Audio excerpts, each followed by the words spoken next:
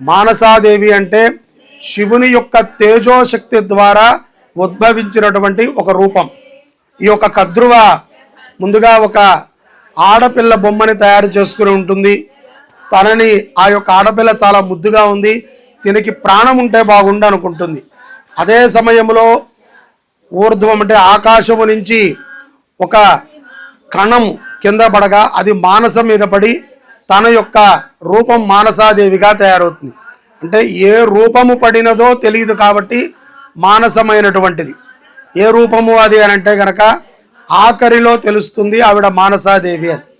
అది కూడా అచంచలమైనటువంటి భక్తి కలిగినటువంటి మానసాదేవి.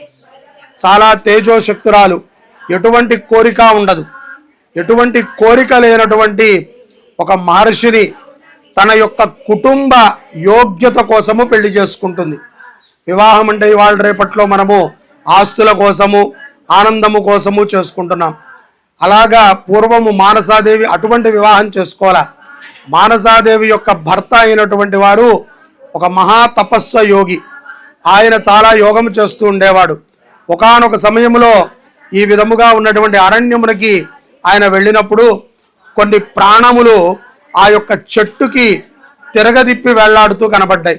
ఆ దృశ్యాన్ని చూసినటువంటి ఆయన వాటందరినీ అడుగుతాడనమాట, అయ్యయ్యో కింద మీరు ఇంకా చనిపోతారు, మీ యొక్క చెట్టుని ఎలకలు కొట్టేస్తున్నాయి, ఆ ఎలకలు కనుక పూర్తిగా కొట్టేశాయంటే ఆ చెట్టు మీద నుంచి మీరు పడిపోతారు, మీ ప్రాణాలు పోతాయి.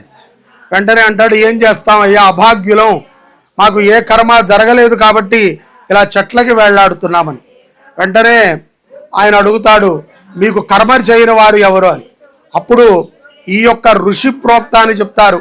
ఏ ఋషి అయితే కనుక మీకు కర్మ చేయలేదని అడిగారో ఆ యొక్క ఋషి వంశం మాకు ఏమీ చేయలేదంటాడు. అప్పుడు ఆయనకి జ్ఞానోదయం అవుతుంది.